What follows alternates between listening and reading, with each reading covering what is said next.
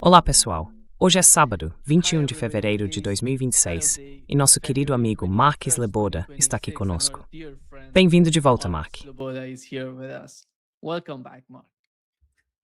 Nima, obrigado por me receber. É sempre uma honra participar do Dialogue Works.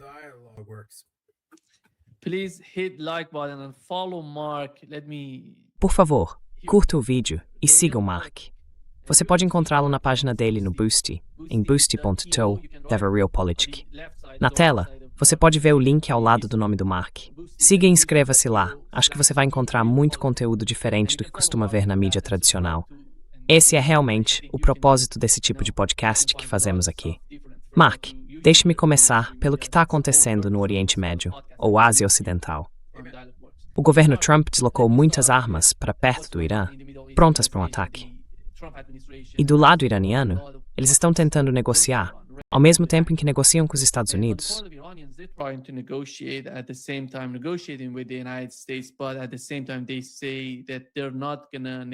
Mas, ao mesmo tempo, eles dizem que não vão negociar sobre o programa de mísseis balísticos, nem sobre o apoio aos atos de resistência. As últimas notícias do Irã indicam que o presidente iraniano afirmou que a liderança decidiu não ceder à pressão externa, por mais forte que ela seja. A Guarda Revolucionária e o Exército estão se preparando ativamente para repelir agressões e tomar contramedidas que podem afetar grande parte do Oriente Médio. Como você vê todo esse cenário? Você acha que uma grande guerra está se aproximando entre os Estados Unidos e o Irã?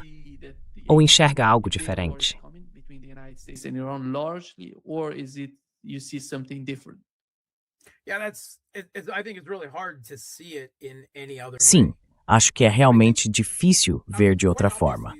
Quer dizer, é bastante óbvio que há muitas pessoas dentro do regime Trump para quem isso é exatamente o que vinham buscando o tempo todo. Quanto a Donald Trump, e pelo menos um pequeno grupo ao seu redor, acho que eles provavelmente estão coçando a cabeça, se perguntando como diabos chegaram até aqui e sem ter certeza se é realmente onde querem estar. Mas há ímpeto demais, pressão política interna demais, forças demais empurrando as coisas adiante neste momento. Quero dizer, você não desloca 2 grupos de batalha de porta-aviões e centenas de caças. A última contagem que vi era de 87 tanques de reabastecimento.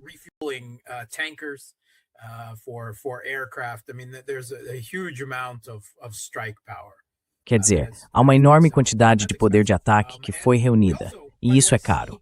E também, aliás, vemos nessa mobilização não apenas a força das Forças Armadas dos Estados Unidos, mas também sua fraqueza, porque vemos que elas estão sobrecarregadas, certo?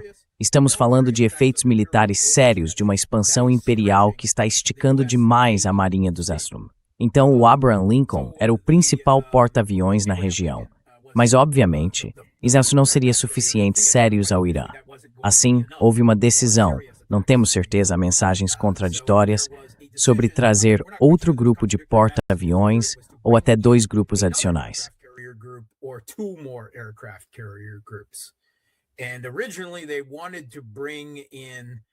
E originalmente, eles queriam trazer o George W. Bush, mas, ao que parece, houve problemas. Ele tinha acabado de concluir uma missão e estava passando por vários tipos de reparos. Ouvi todo tipo de rumor sobre danos no sistema de saneamento. Quem sabe, não sabemos ao certo o que foi, mas não estava em condições de navegar, isso é o mais importante. Então tiveram que tirar o Gerald Ford, de onde estava fazendo um tipo de babá na região da Venezuela e de Cuba, para a frota que estava reunida ali, a fim de exercer a dominância dos Estados Unidos sobre o hemisfério ocidental. Ele teve que ser retirado e apressado. Ainda está cruzando o Mediterrâneo, enquanto gravamos agora, para ser levado ao teatro de operações.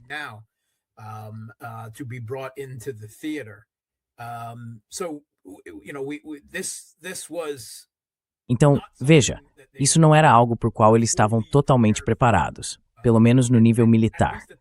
Talvez, no nível político, eles não estivessem deixando claro para os militares quais eram suas exigências de longo prazo. Mas também sabemos, a partir da própria estratégia de segurança nacional e da estratégia de defesa nacional do regime Trump, que foram divulgadas há pouco mais de um mês, que essas estratégias deveriam se traduzir em políticas. O objetivo declarado, no papel do regime Trump, era sair do Oriente Médio, não ser arrastado para o Oriente Médio, mas finalmente iniciar o tão anunciado pivô para a Ásia, a fim de confrontar o que os Estados Unidos veem como seu verdadeiro adversário de igual poder, a China. Agora, todo presidente dos Estados Unidos vem dizendo isso desde Obama. Every US president has been saying that since Obama. And every US president since Obama. Todo presidente dos Estados Unidos desde Obama acaba se atolando no Oriente Médio. Todos eles, sem exceção. E claro, sim, o Irã sempre foi uma parte importante disso, porque o Irã não vai desaparecer. E há certamente algumas pessoas, especialmente dentro do regime de Netanyahu em Israel, e alguns de seus, digamos, melhores defensores dentro dos Estados Unidos, seja falando de Lindsey Graham ou de outras figuras dentro do governo, que são grandes falcões pró-Israel, sionistas cristãos ou como quiser chamá-los. Eles veem isso como sua melhor e talvez última oportunidade de arrastar os Estados Unidos para uma guerra.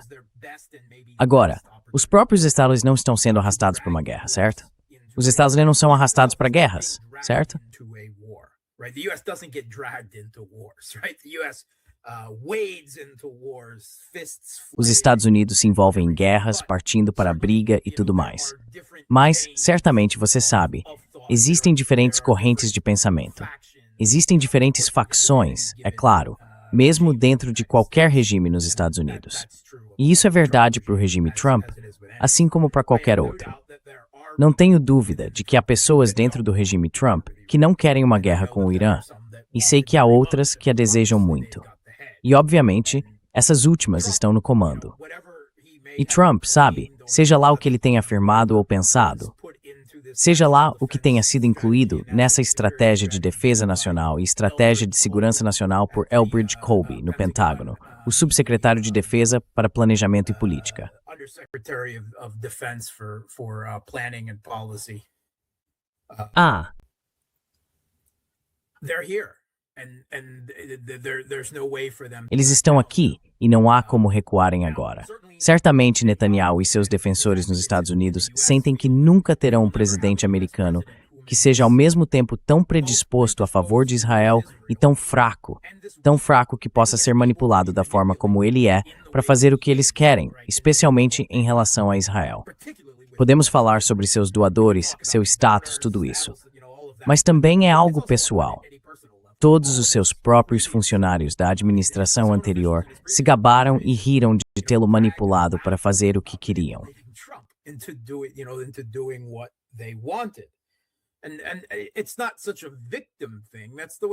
E não é exatamente uma coisa de vítima. É assim que Trump comanda o seu navio, por assim dizer. Certo? Ele quer ser o Deus imperador da humanidade. As pessoas vão à sua corte, o bajulam, tentam convencê-lo e, sabe, alimentam seu narcisismo. E é assim que ele quer que seja. Então, quero dizer, não é como se ele estivesse sendo manipulado. Não é como o bom czar manipulado por maus boiardos, certo? Para usar um russismo. É um czar ruim e boiardos ruins. Essa é a situação. Mas também acho que há uma janela de oportunidade militar que está se fechando.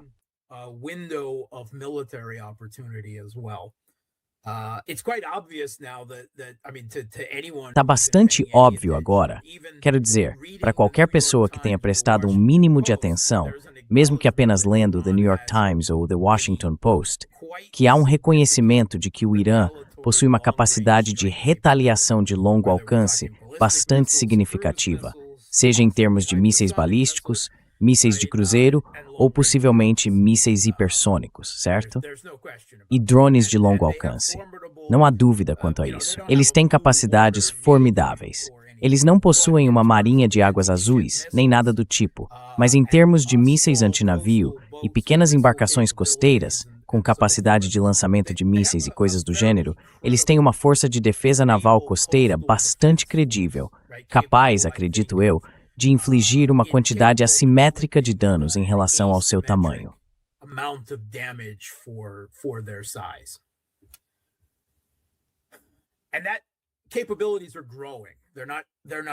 E essas capacidades estão crescendo, não estão diminuindo. Aquela capacidade de ataque de longo alcance, eu acho que por falta de uma expressão melhor, realmente os deixou apavorados em junho passado. Acho que eles subestimaram isso gravemente.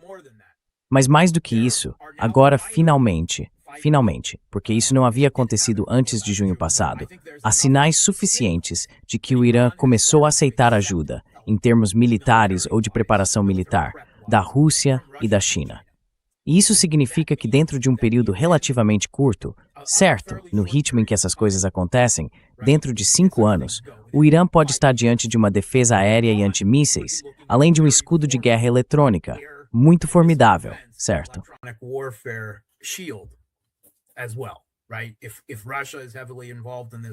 Se a Rússia está fortemente envolvida nisso, vimos que eles têm os sistemas mais eficazes do mundo, independentemente do que possam dizer sobre o bumerangue de Davi e o lixo comprovado, que é o sistema Patriot, você sabe, em comparação com a defesa aérea russa. Então, se for esse o caso, a Rússia precisa de tempo para construir. Eles ainda não tiveram esse tempo. Certo, eles precisam desenvolver a rede, precisam treinar o pessoal iraniano para usá-la. Isso leva vários anos. Claro, eles ainda não tiveram esse tempo, mas há uma janela de oportunidade que está se fechando do ponto de vista militar antes que isso se torne muito mais difícil. E então, é claro, há o cronograma interno nos Estados Unidos, certo? Trump está entrando nas eleições de meio de mandato. Se ele perder as de meio de mandato, vai enfrentar o Congresso, lidar com processos de impeachment, quase com certeza. E ele vai ser comido por isso. Ele pode já estar totalmente envolvido agora em batalhas com a Suprema Corte por causa das tarifas, certo? Há muita coisa que vai se acumular na mesa dele. E talvez ele não tenha a atenção ou a capacidade para se dedicar a grandes aventuras de política externa como essa, se é que é assim que você quer chamar nesse momento. Então, acho que as pessoas que querem isso estão realmente olhando para o relógio, acompanhando a contagem regressiva e sabendo que não tem muito tempo. Acho que há de fato uma certa urgência aí por parte das forças dentro dos regimes de Trump e Netanyahu que realmente querem isso, pressionando agora, porque pode não ser possível dessa forma novamente. E não acho que as opções deles sejam muito boas neste momento. Já falamos sobre isso antes, eu já falei sobre isso em muitos outros canais, mas isso foi recentemente confirmado nas páginas do Wall Street Journal, do New York Times e de vários outros lugares.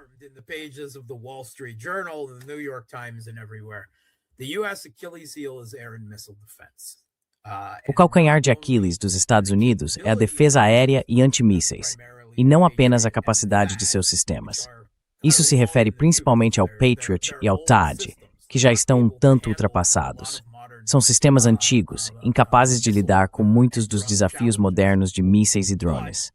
Mas, mais do que a capacidade, o problema está na taxa muito baixa de produção industrial de interceptores para o Patriot. E, ainda mais, na produção ainda mais lenta do THAAD. Eles não conseguiram aumentar essa produção nos últimos 4 anos do conflito na Ucrânia. Já estavam com escassez, mesmo antes do conflito na Ucrânia, devido aos gastos da Arábia Saudita em sua invasão do Iêmen.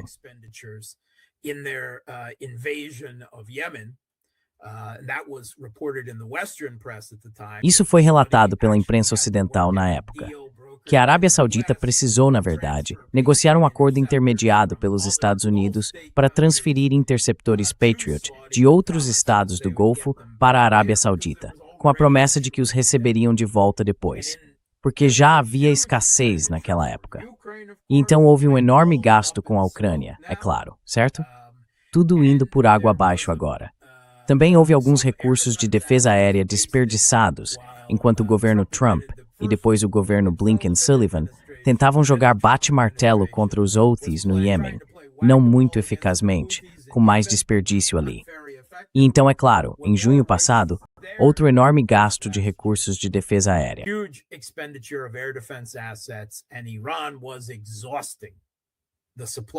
E o Irã estava esgotando o suprimento de interceptadores tanto para a defesa aérea e antimísseis de Israel, quanto para dos Estados Unidos e de todos os aliados que trabalham com eles. E não se passou o quê? Nem um ano. Sabemos que a Raytheon fabrica provavelmente pouco menos de 650 interceptadores de defesa aérea por ano para o PAC-3, certo? para o Patriot. E isso não é nada. Não é nada, especialmente quando é prática padrão disparar pelo menos 2 interceptadores contra qualquer alvo balístico que tenha alguma chance de ser abatido. Certo? E, por exemplo, na Ucrânia, os russos às vezes disparam dezenas de Iskanders, além de mísseis hipersônicos e de cruzeiro, em uma única salva, várias vezes por semana.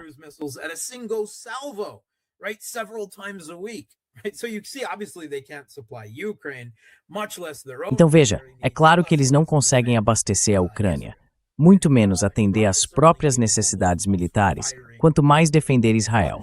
E o Irã certamente é capaz de lançar centenas, talvez mais de 1000, desses mísseis de vários alcances e capacidades contra Israel e contra bases militares dos Estados Unidos na região. Então o que se usa? Eles não têm defesa aérea, não tiveram a chance de reabastecer isso, e houve um relatório no Responsible Statecraft, destacando que mesmo com a baixa produção de interceptores que temos, parte disso ainda está vinculada a contratos de longo prazo, indo automaticamente para a Ucrânia mensalmente. Portanto, mesmo desses 650, nem todos estão disponíveis para uso contra o Irã. Estão sendo distribuídos para a Ucrânia, outros países e tudo mais.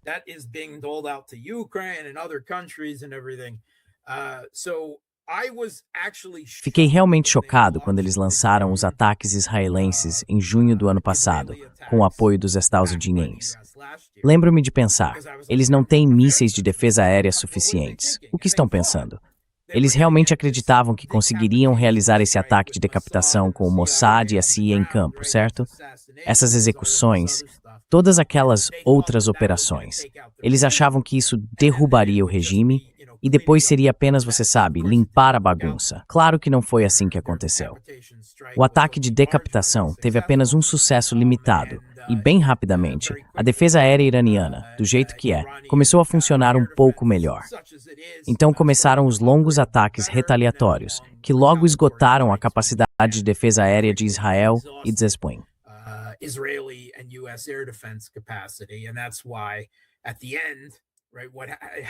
E é por isso que, no fim das contas, tudo se transformou em uma guerra de atrito de ataques de longo alcance que estava pendendo a favor do Irã.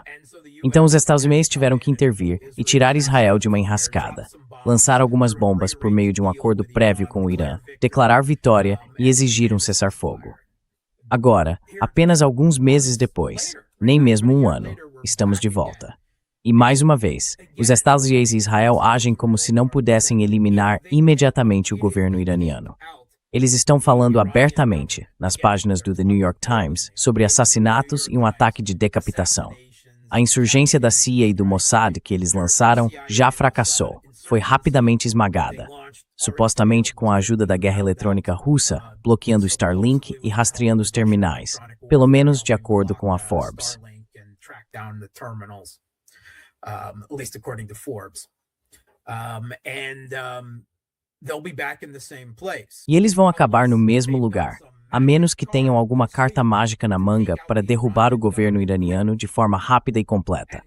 Seja o próprio governo ou algum tipo de campanha mágica de supressão de defesas aéreas que consiga eliminar todos os lançadores móveis de mísseis do Irã em poucos dias. Se não conseguirem fazer isso, e eu não acho que consigam, posso estar errado, mas não acho que consigam, ainda assim podem causar danos. Quer dizer, ninguém duvida disso. Ninguém duvida que o Irã vai sofrer enormes danos. A questão é, eles conseguem sobreviver, certo? Esse desequilíbrio de poder entre os Estados Unidos e o Irã é o mesmo tipo de desequilíbrio que define, sabe, quais são os termos da vitória entre Israel e o Hamas ou o Hezbollah. Nesse sentido, o Irã vence se o governo sobreviver. É isso. Certo, os Estados declararam abertamente que querem uma mudança de regime. Trump disse abertamente que esse seria esse melhor resultado. Certo. Trump said openly that's the best outcome, right? I mean, there's no question that that's what they're working for. Quer dizer, não há dúvida de que é por isso que eles estão trabalhando. Não há dúvida de que isso não tem nada a ver com enriquecimento nuclear, nada a ver com qualquer programa nuclear fictício. Mesmo que você incluísse os programas de mísseis balísticos e tornasse o Irã completamente vulnerável a Israel, que os atacou várias vezes nos últimos anos, algo que nenhum país são, com o mínimo de soberania ou independência, faria ou poderia fazer. E novamente, essa história sobre os grupos xiitas que eles apoiam em todo o Oriente Médio é simplesmente absurdo. Quero dizer, os Estados Unidos são o único país autorizado a armar e usar procuradores ao redor do mundo. Vamos lá. Não. O Irã não pode aceitar esses termos.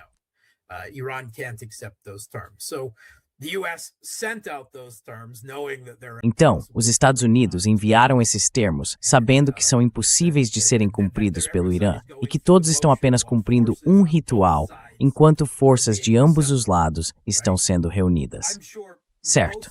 Tenho certeza de que a maior parte do seu público, assim como eu, está vendo todo tipo de coisa nas redes sociais. Telegram, Twitter, X, aviões de carga indo e voltando entre a Rússia e Teherã, a China e Teherã, até mesmo Minsk e Teherã. Sabe, por toda parte. Não sabemos o que está sendo transportado. Não sabemos. Podemos especular bastante, mas não vamos ser informados sobre isso. Pelo menos não até que tudo acabe, e talvez nem mesmo depois. Mas podemos presumir que, no mínimo, Rússia e China vão fornecer ao Irã sistemas importantes de C4ISR e informações significativas de satélite.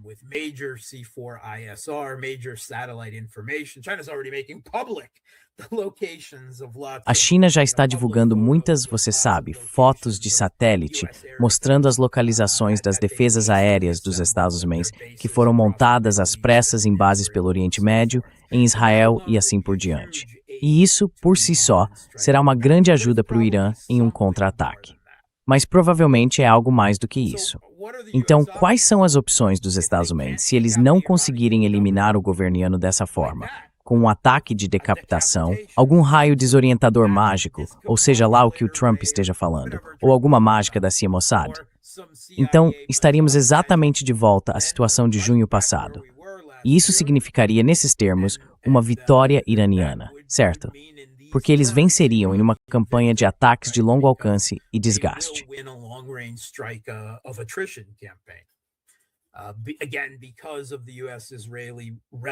Novamente, por causa da relativa fraqueza dos Estados Unidos e de Israel em termos de capacidade de defesa aérea e antimísseis.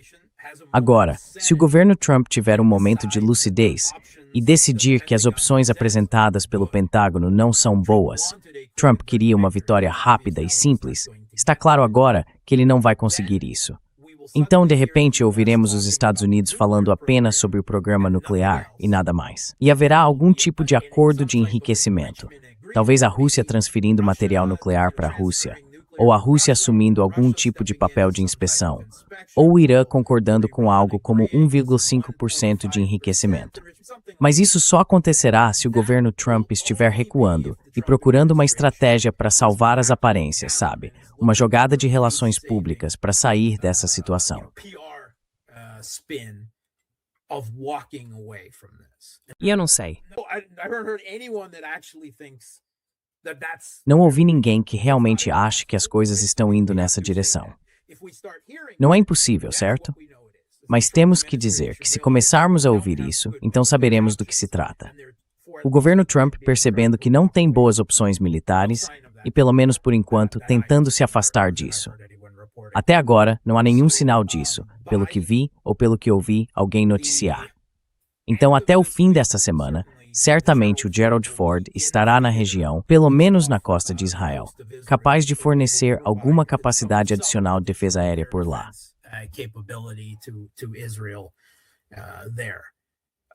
E é então que podemos realmente observar.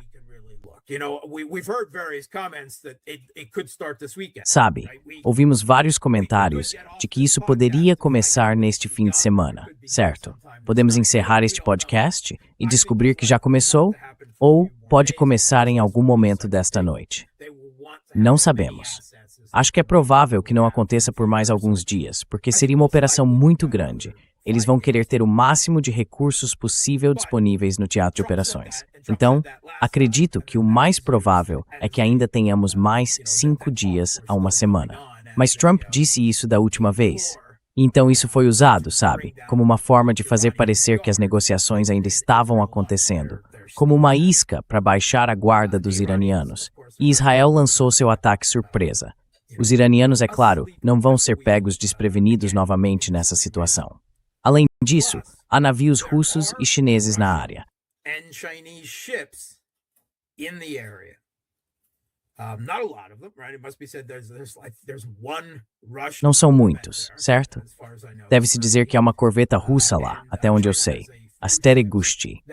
E a China tem alguns navios que estavam lá para os exercícios navais anuais já programados entre Rússia, Irã e China, no Golfo de Omã, ou melhor dizendo, ao largo da costa de Omã. Mas esses certamente têm capacidades adicionais de inteligência e estarão monitorando o que os exados estão fazendo, o que praticamente garante, eu acho, que não pode haver isso e outras informações de satélite disponíveis. Esses navios não vão se envolver diretamente na defesa do Irã. As pessoas não devem ter essa expectativa. Isso não vai acontecer. Não veremos tropas chinesas em Teherã. Certo. Mas não vai ser esse tipo de situação de qualquer forma. But it's not going to be that thing anyway, right? The US does not have an invasion force. No one is even talking about Certo.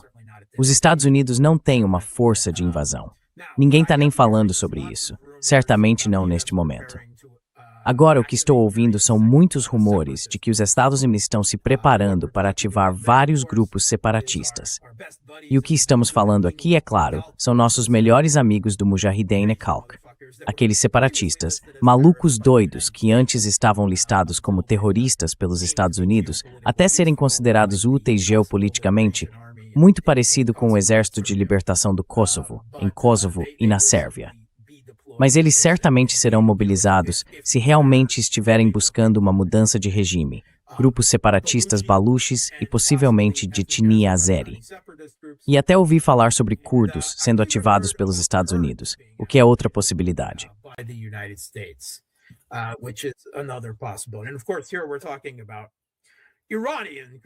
E claro, aqui estamos falando dos curdos iranianos. É sempre importante lembrar, ao falar sobre os curdos, que não existe uma nação curda unificada.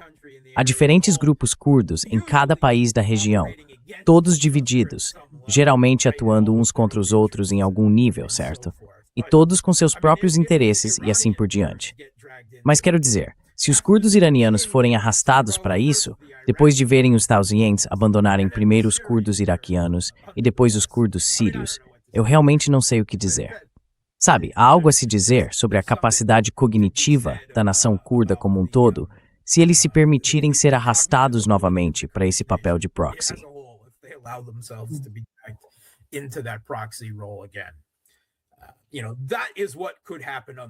Sabe, é isso que poderia acontecer em terra. E isso só teria alguma chance de sucesso se houvesse um enorme êxito em um ataque de decapitação contra alvos políticos e militares e uma campanha aérea sustentada, o que não tenho certeza se os Estados são realmente capazes de realizar. Não apenas os Estados estão com escassez de mísseis de defesa aérea, como também estão relativamente com poucos mísseis de ataque de longo alcance, Tomahawks e outros. Como sabemos disso?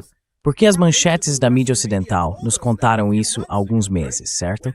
Quando o Pentágono ordenou ao complexo militar industrial que aumentasse a produção de 10 categorias diferentes de mísseis, de defesa aérea e de ataque de longo alcance. Different missile categories, right? Air defense and long range strike. Why? Because they were short, right? And again, we haven't had that. Por quê? Porque eles estavam com pouco estoque. E novamente, não tivemos a oportunidade de reabastecê-los em apenas um mês desde então. Então também há a questão de quanta capacidade ofensiva eles realmente têm, se quiserem mantê-la. Claro que eles querem ataques à distância, não querem entrar no espaço aéreo iraniano. Há perigo demais ali.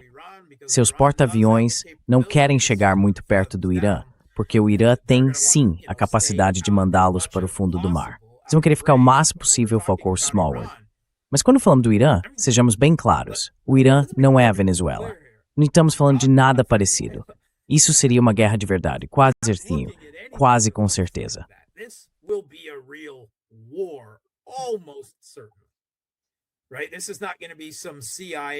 Certo. Isso não vai ser uma operação da CIA, em que o governo iraniano entrega Khomeini aos Estados Unidos e depois finge que foi ideia deles. Não vamos ver esse tipo de bajulação covarde, estilo Delcy Rodrigues no Irã. Isso não vai acontecer aqui. Quero dizer, há uma certa porcentagem da população iraniana que está insatisfeita com o governo iraniano. Há um certo, eu sou americano, ou originalmente americano, que está insatisfeito com o governo dos Estados Unidos. Quero dizer, isso acontece. Mas sim, talvez 30%, talvez 35%. De qualquer forma, há uma maioria clara que apoia o governo iraniano, e há tentativas contínuas de fingir que isso não é verdade.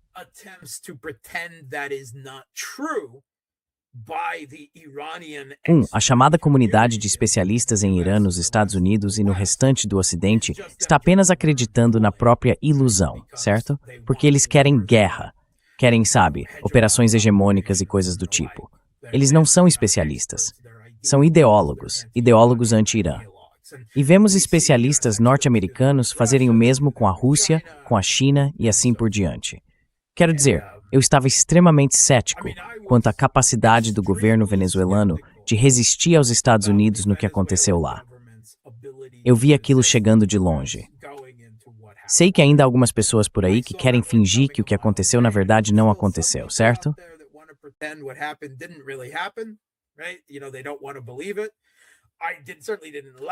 Sabe, eles não querem acreditar nisso. Eu certamente não gostei. Não gosto de ser uma Cassandra e fazer esse tipo de alerta, mas eu tinha acho que havia razões muito boas para questionar a capacidade do governo venezuelano de resistir aos Estados Unidos. Esse não é o caso aqui. Não é o caso. Eu não vejo isso de forma alguma. Não estou dizendo que o Irã sairá disso ileso. Ninguém deve ter ilusões. Os Estados Unidos realmente têm um poder destrutivo incrível à sua disposição. E o pior de tudo, são sempre os jogos sujos que a CIA e o Mossad inventam. Acho que esses são sempre uma ameaça maior do que até mesmo ataques de longo alcance.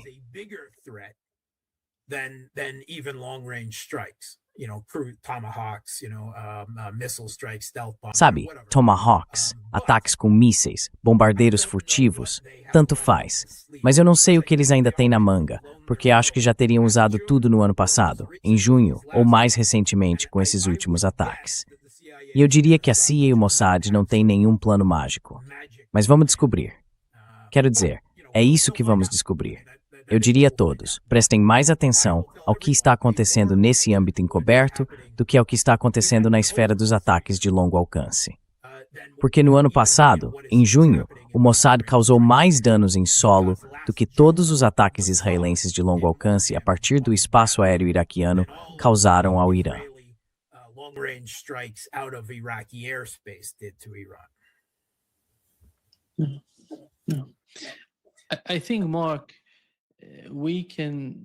Acho que, Mark, podemos dizer, pelo que vi no Irã, estive lá por 40 dias, que eles limparam boa parte da bagunça por lá. Eles conhecem a ameaça representada por esse tipo de operação encoberta que você acabou de mencionar. E acho que um dos principais pontos que você levantou é realmente importante. Os Estados Unidos nunca experimentaram, eu diria desde a Segunda Guerra Mundial, ou talvez até o Vietnã, porque no Vietnã eles não travaram uma grande guerra. Uma guerra de verdade.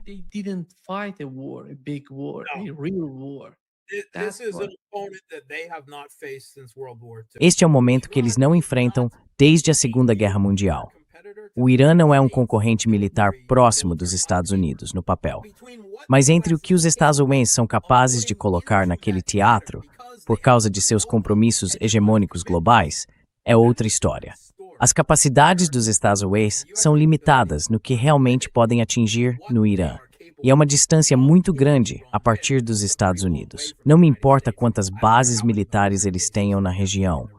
CENTCOM ou o que for, ainda é um esforço, ainda é um estiramento.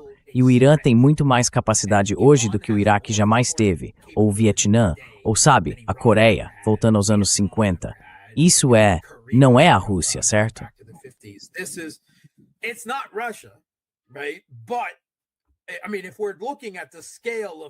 Mas quero dizer, se olharmos na escala dos países, os Estados Unidos estão logo abaixo disso.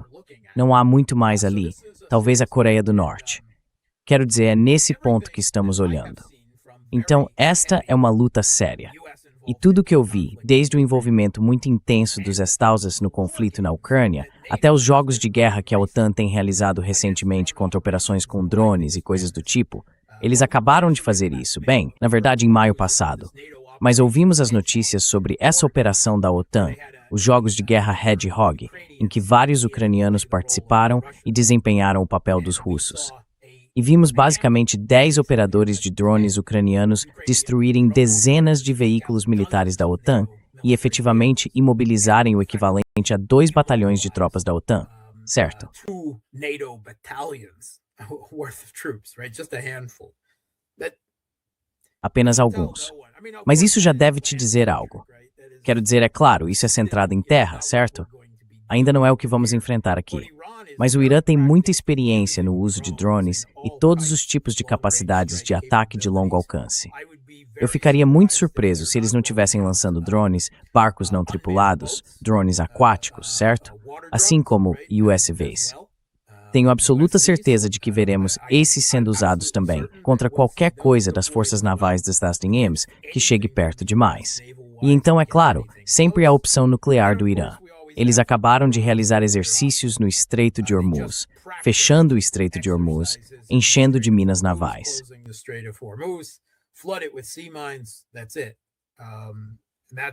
É isso. É algo que os Estados Unidos estão enfrentando com as eleições de meio de mandato. E os americanos, você sabe, eles, os americanos são o que são, certo? E vocês, americanos que estão assistindo a isso, sabem que se importam com política externa, enquanto a grande maioria dos seus compatriotas não se importa. Eles não votam com base em política externa. Nunca votaram. Eu não me importo. Mas eles vão votar com base no preço da gasolina, e o preço do petróleo já está disparando. E de uma perspectiva fria realista de Realpolitik, sentado aqui na Rússia e vendo os Estados Unidos aumentarem todas essas tensões e se prepararem para provavelmente lançar o que quase certamente será uma grande campanha militar inconclusiva contra o Irã. O que vejo da posição geopolítica da Rússia é o preço do petróleo disparando como resultado disso.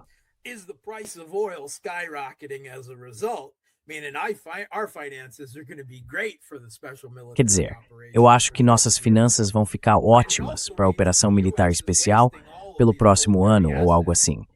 E isso também significa que os Estados Unidos estão desperdiçando todos esses recursos militares. E sabe, nós é que estamos no controle. Quero dizer, já estamos no controle do desfecho na Ucrânia, mas agora ainda mais liberdade de ação lá. E os chineses estão dizendo, é isso, sabe, nem precisamos nos preocupar com algum tipo de situação em Taiwan ou no Mar do Sul da China se os Estados Unidos se envolverem seriamente aqui. Eles vão desperdiçar tantos recursos que não tem para sobrar. E no momento, não tem a capacidade do complexo militar industrial para aumentar a produção. Então eles vão ter anos, certo? Uma janela fechada de oportunidade para confrontar a China militarmente, enquanto a China continua fortalecendo suas forças armadas durante todo esse período.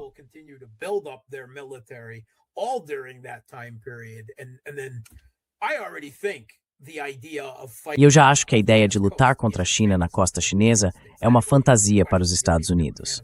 Então nem será mais uma questão, nem será possível fantasiar sobre isso. Portanto, os Estados Unidos podem cometer um erro geopolítico terrível aqui. Quero dizer, mesmo que tivessem algum sucesso, ainda estariam desperdiçando uma enorme quantidade de recursos militares. E é muito provável, dado o histórico deles de aventuras militares até mesmo bem-sucedidas. Basta olhar para o Iraque. O Iraque trouxe algum benefício geopolítico para os Estados Unidos. Derrubar Saddam Hussein, transformar o Iraque, pela sua população, em um aliado tácito do Irã, por causa da maioria xiita, sabe? Há todo tipo de implicações nisso.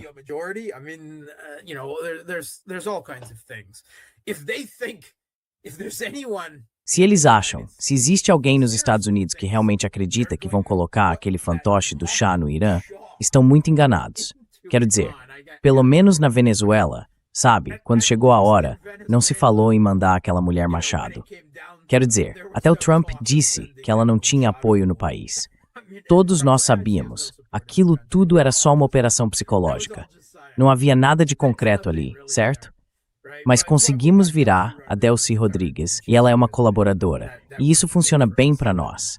Então não acho que eles vão encontrar algo assim no Irã. Não acho que o Irã seja tão vulnerável a esse tipo de cooptação.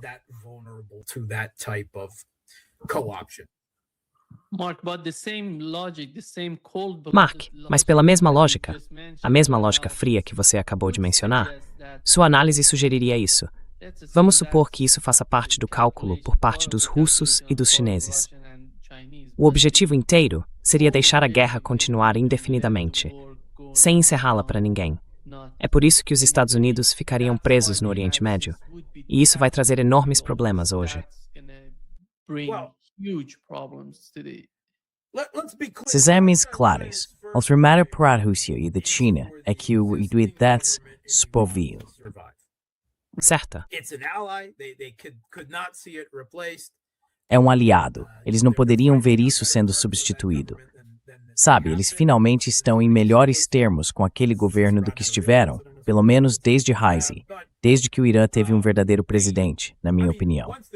Mas quero dizer, uma vez que o conflito começou, eles vão fazer cada vez mais para ajudar o governo iraniano. Não necessariamente por desejo de prolongar o conflito, mas para ajudar o Irã, em um nível existencial, o governo iraniano, a sobreviver. Certo? Não estou dizendo que a Rússia e a China de alguma forma queiram ou incentivem isso. Estou simplesmente falando sobre quais são as consequências geopolíticas que ambos vão levar em conta, analisando simulações de para onde tudo isso vai caminhar. Há uma diferença real aí, sabe, no que isso representa.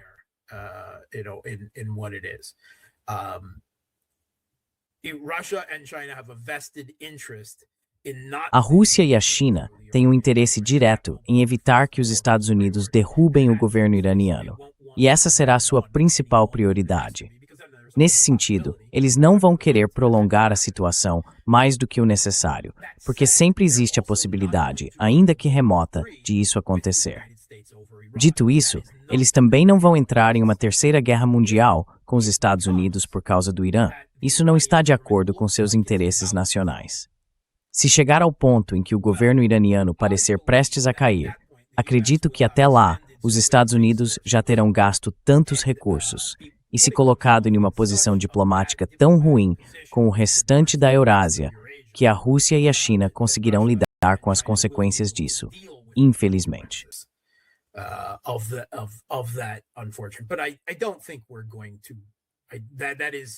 Mas não acho que isso vá acontecer. Não é, acredito, uma possibilidade provável em meio a tudo isso. O resultado mais provável é algo inconclusivo, em que os Estados Unidos causem danos enormes ao Irã, e o Irã cause danos significativos de volta a Israel, certamente, e possivelmente a bases militares americanas. O governo iraniano perde algumas pessoas, mas seu modo de vida, seu governo, continua. Os estados, sem dúvida, declararão vitória porque precisam disso. Relações públicas e narrativa são mais importantes do que qualquer outra coisa para eles. Mas, novamente, se o governo iraniano sobreviver, eles vencem. É isso que importa neste momento. É uma luta existencial. Os iranianos querem sobreviver. Os Estados Unidos e Israel querem uma mudança de regime.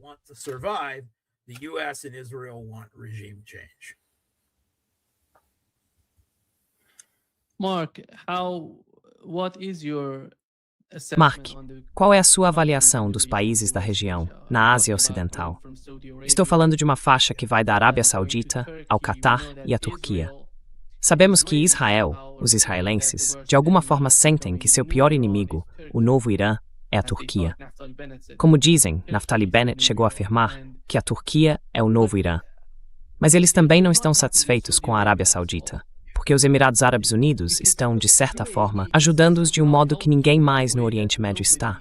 É por isso que acho que eles comparam a Arábia Saudita aos Emirados Árabes Unidos. Quem é o amigo? Claro, os Emirados. Eles percebem as tensões na Síria, sentem essa tensão. Talvez isso seja um confronto entre o Império Otomano e o Império que Israel quer construir. Como você vê toda a situação no Oriente Médio, na Ásia Ocidental? Situation in the Middle East, in the West Asia.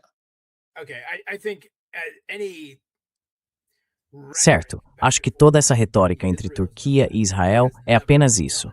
A Turquia nunca fez nada contra Israel. Tenho certeza de que você já viu aqueles pequenos clipes de meme online mostrando dois cachorros latindo ferozmente um para o outro com uma barreira entre eles. E então, quando a barreira é retirada, ambos simplesmente param e vão embora. Isso é a Turquia e Israel. A Turquia ainda é membro da OTAN, mas tem uma política externa independente e astuta. Acho que Erdogan nunca fez nada de fato contra Israel. e não espero que isso mude no futuro. Ele tem sua política interna, sua base são islamistas, islamistas sunitas, o Partido da Justiça e Desenvolvimento, certo?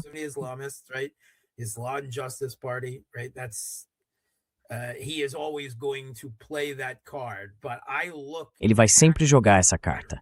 Mas eu olho para as ações, não para a retórica, e a Turquia nunca fez nada. Então eles podem se atacar o quanto quiserem. Até eu realmente ver alguma mudança. Considero a Turquia um fator irrelevante. Na verdade, as relações entre Turquia e Irã pioraram muito como resultado do que aconteceu.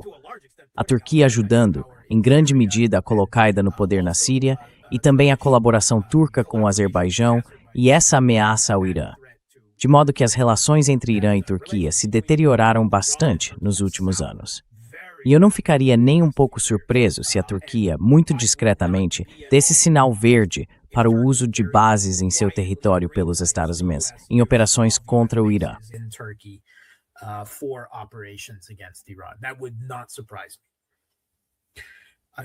Isso não me surpreenderia. Contra Israel, eu realmente não os considero. Agora, a Arábia Saudita é mais interessante e mais complicada. Veja, a Arábia Saudita, antes de tudo, vamos deixar bem claro, não é membro do eixo da resistência, caso alguém ainda tivesse alguma ilusão. E a Arábia Saudita nem mesmo é membro do BRICS. Não de verdade. Eles meio que colocaram o pé na água. Foi oferecido, não aceito, mas também não negado. Sabe, eles estão jogando dos dois lados da cerca. Tudo bem, eu sou um realista, certo? Sou um cínico, além de realista, e entendo isso. Na verdade, vejo que, seja lá o que eu tenha pensado, e eu não tinha uma opinião muito boa de Mohammed bin Salman há alguns anos, acho que ele amadureceu seriamente sob pressão, como estadista.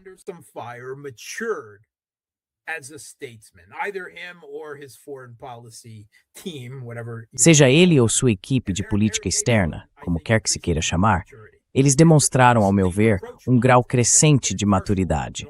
A reaproximação e a normalização parcial das relações entre Irã e Arábia Saudita, com a ajuda da China e de Omã, entre outros, são um sinal dessa maturidade. Sua cooperação muito eficaz e contínua com a Rússia na OPEP+, também é um mérito dele. Quero dizer novamente, observando a Arábia Saudita, sob uma perspectiva realista e orientada pelo interesse nacional, eles deixaram claro que consideram isso um erro, que estão muito receosos quanto ao que pode acontecer no Estreito de Hormuz. E acho que, neste momento, eles nem têm certeza se realmente querem que os Estados Unidos derrubem o governo iraniano.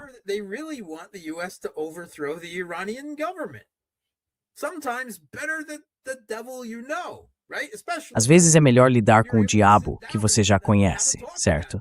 Especialmente quando você pode sentar e conversar com esse diabo agora, não é? Então acho que eles não estão por trás disso. Eles também estão cada vez mais com reservas em relação a Israel. Acho que eles têm medo do que seria um Israel sem pelo menos a ameaça potencial do Irã e dos grupos apoiados pelo Irã. Acho que a Arábia Saudita está dizendo, estamos bem com o status quo como está agora. Não temos certeza se queremos uma grande reviravolta, especialmente depois do que acabou de acontecer na Síria.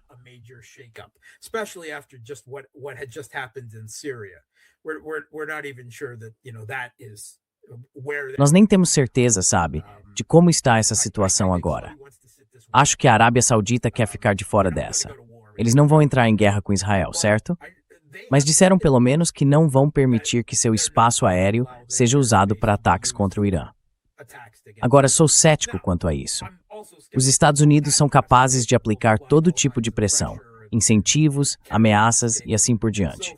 Mas mesmo que façam isso, para mim está claro que isso não é algo que a Arábia Saudita quer. Ou pelo menos eles não têm certeza se é isso que querem. Então não estão entusiasmados com a ideia. Isso é o mínimo que podemos dizer. Os outros atores do Oriente Médio estão menos envolvidos. Os Emirados Árabes Unidos, acho, têm um papel menor em tudo isso. Eles têm seus próprios interesses e o Irã não é particularmente um deles.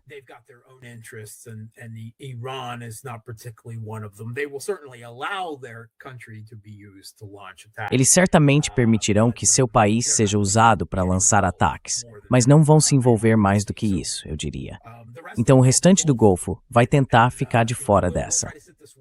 Acho que o Egito, por mais distante que esteja disso tudo, seria pelo menos um pouco mais favorável ao lado iraniano nessa situação, mas também não vai se envolver. Acho que o grande fator imprevisível é o que vai acontecer no Iraque, certo? E não o governo iraquiano, porque sabemos que ele está sob o controle dos Estados Unidos. Os Estados Unidos controlam suas receitas de petróleo e tudo mais. Mas há grupos iraquianos suficientes em nível subnacional, tanto dentro das Forças Armadas quanto fora delas, que certamente, se isso se tornar um conflito longo e sério, vão se envolver em favor do Irã.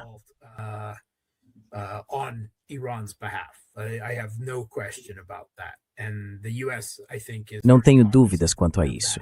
E os Estados Unidos, acredito, também estão muito cientes disso.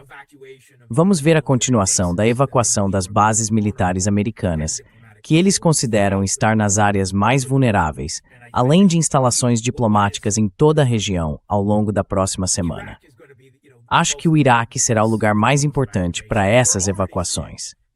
Já estamos vendo isso. Se você notou na semana passada, os Estados Unidos anunciaram que estão retirando mais tropas da Síria. Entre outras coisas, eles dizem estar bastante satisfeitos com o controle da Al-Qaeda por lá. Acredito nisso. Mas também essas tropas poderiam estar vulneráveis, já que a Síria não é, digamos, um espaço completamente controlado. Então, tirá-las da linha de fogo ali, acredito, também faz parte da justificativa.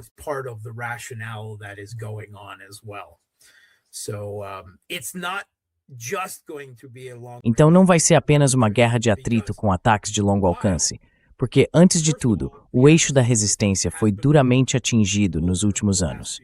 Eu conheço pessoas, eles sobreviveram, mérito deles, certo? Os Houthis foram atacados, sobreviveram. O Hezbollah sofreu muito, mas ainda está de pé.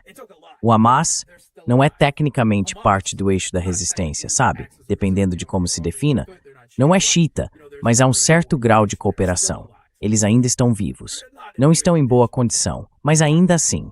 E então podemos falar sobre o Hezbollah no Iraque e vários outros grupos por lá. As unidades de mobilização popular. Todos eles. Por pior que estejam feridos, por pior que tenham ficado as relações entre o Irã e os membros do eixo da resistência com Pezeshkian no poder nos últimos anos.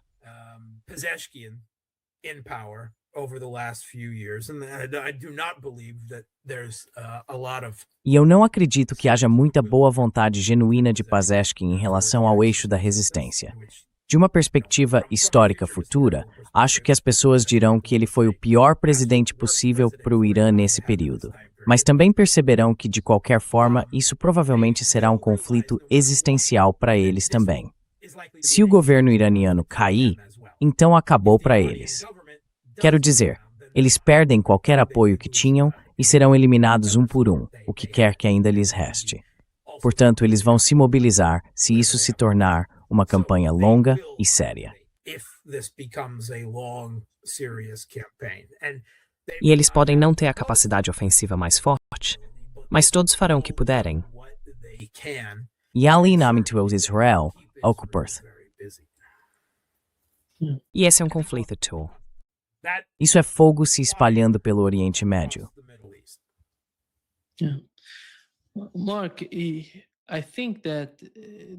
Mark, acho que a diferença desta vez, se a guerra acontecer, é que o Irã está de alguma forma preparado.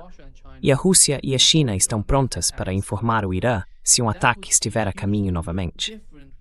Isso seria muito diferente do que vimos em junho de 2025. E é por isso que não acho que os Estados Unidos teriam a vantagem que tiveram antes de Israel, como tiveram em junho de 2025. Isso tornaria todo o argumento a favor de um ataque ao Irã muito mais difícil, porque o Irã também pode revidar. Não se trata apenas dos Estados Unidos atacando. E o Irã é um país vasto. Eles não vão conseguir controlar todos os elementos dentro dele.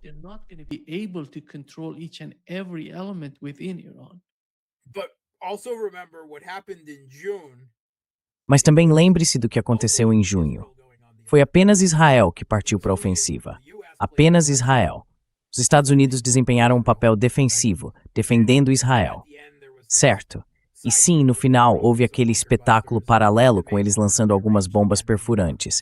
E isso pode ter sido tudo pré-combinado novamente com o Irã, sabe? Como uma encenação para salvar as aparências de ambos os lados. Mas desta vez, os Estados Unidos vão entrar para matar. Haverá muito mais poder ofensivo, danos de ataque de longo alcance direcionados ao Irã logo de início do que vimos da última vez. Então sim, o que você disse, mas também isso. Tenha isso em mente. A primeira coisa que isso nos mostra é que será uma operação de intensidade e risco muito maiores desde o começo. Quero dizer, vai ser muito duro, muito rápido. It's going to be very hard, very quick. There's going to be no punches pulled. Não vai haver meias palavras. O objetivo principal do Irã nas primeiras 48 a 72 horas será sobreviver, se reconsolidar e depois contra-atacar. Certo. Isso é parecido com o que aconteceu da última vez. Do ponto de vista estratégico militar, se eu fosse o Irã, eu lançaria ataques preventivos. Eu diria, isso vai acontecer, não há dúvida. Devemos lançar o ataque surpresa. Devemos agir primeiro. Eles certamente nos provocaram e o resto do mundo vê claramente o que está acontecendo aqui. Se eles vão vir atrás de nós, então vamos nos antecipar. Mas sabe, eu não estou no comando do governo ou das forças armadas iranianas. Vamos torcer para que o IRGC e Pezeshkian estejam alinhados neste momento.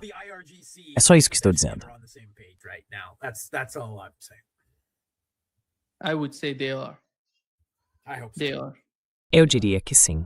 São.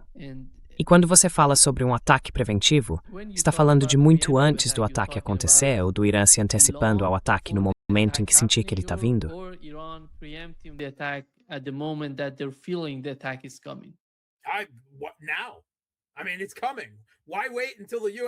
Agora, quero dizer, está chegando. Por que esperar até que os Estados Unidos tenham tudo o que acham que precisam preparado, certo? Se eles já identificaram ativos vulneráveis, se têm imagens de satélite das defesas aéreas e tudo mais, e não há dúvida de que está vindo, por tudo que vi, então por que esperar? Quando se trata de jogos de guerra como esse, geralmente acredito que a melhor defesa é um bom ataque. Mas o Irã não tem a melhor defesa, certo? Eles não têm essa capacidade. Não possuem a defesa aérea e antimísseis que lhes permitiria jogar esse jogo contra os Estados Unidos. Então, nesse caso, meu instinto seria que minha carta mais for ataque.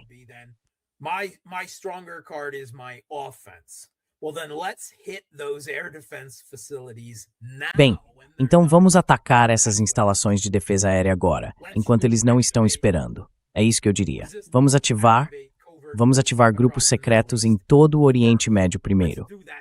Vamos fazer isso agora, certo? Ainda tem o argumento do não somos responsáveis. São os grupos intermediários agindo, não nós. Essa é uma carta ainda melhor para jogar. Se eu tivesse a capacidade de ativar Kataib Hezbollah, os Houthis, o Hezbollah, eu os ativaria agora e aproveitaria qualquer vantagem possível. Deixando perfeitamente claro que isso não vai ser uma situação de lançar algumas bombas e declarar vitória se vocês começarem isso. Sabemos que vocês querem sangue, e nós queremos sobreviver custe o que custar. É isso que eu faria.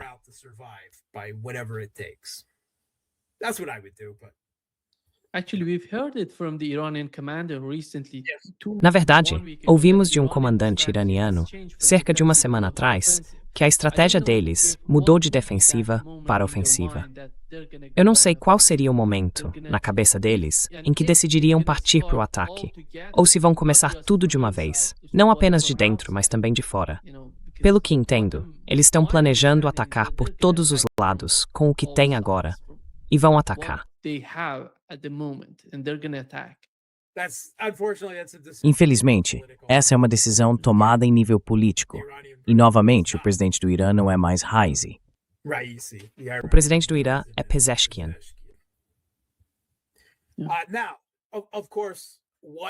Agora, é claro, qual é o nível de poder de decisão que o Ayatollah tem? Certamente, acredito que ele tem a capacidade de anular o presidente iraniano se achar que isso é necessário. Mas você sabe, obviamente, não é algo que ele normalmente gostaria de fazer.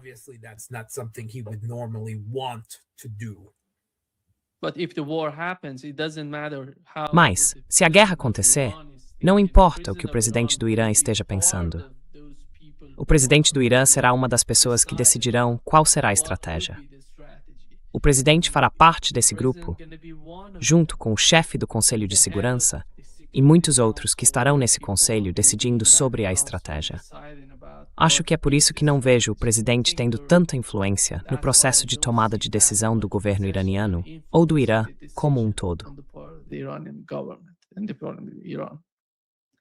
We will help we say thank you, sir. absolutely hope you're right. I absolutely hope you're right. Foi isso que eu vi quando estive no Irã. Muito obrigado, Mark. Thank you so much, Mark. Hey, we're all on thumb, we're all on thumbnail. Ei, We're all watching estamos this, todos nas watching miniaturas, this, and todos assistindo a isso, rangendo os dentes. Acho que todo mundo que está assistindo, exceto por alguns trolls nos comentários, está do mesmo lado aqui. Todos queremos o melhor para o Irã e para o povo iraniano, o que também é o melhor para o povo de toda a região ao sair de tudo isso. E todos queremos ver os Estados Unidos e Israel, sabe, levarem uma grande derrota nessa situação específica. Mas, sabe, isso não vai ser rápido e não vai ser fácil. Vai ser terrível e sangrento, e não podemos prever tudo. Mas acho que já discutimos bastante, e sei que tenho visto outras pessoas no seu canal dizendo muitas das mesmas coisas. Talvez não exatamente dentro da mesma estrutura cínica e realista em que eu opero. Mas sabe, é preciso de todo tipo de gente. Então acho que há algum consenso, de qualquer forma. I think there's some consensus anyway. Thank you so much, Mark. Great pleasure. Sim, muito obrigado, Mark. Um grande prazer, como sempre. Deixe-me mencionar sua página no Boosty, boosty.to/therealpolitik. No lado direito da tela, você pode ver o endereço da página dele no Boosty. O Boosty é algo parecido com o Substack, se não me engano, Mark. It's more like Patreon. É mais como o Patreon. Sim, é basicamente um clone do Patreon à prova de sanções. Good. Bom, muito obrigado, Mark. So much, Mark. Thank you. Obrigado, e te vejo do outro lado dessa, muito provavelmente. Exata. See you soon. Cheers. Cheers. Norse, abraços.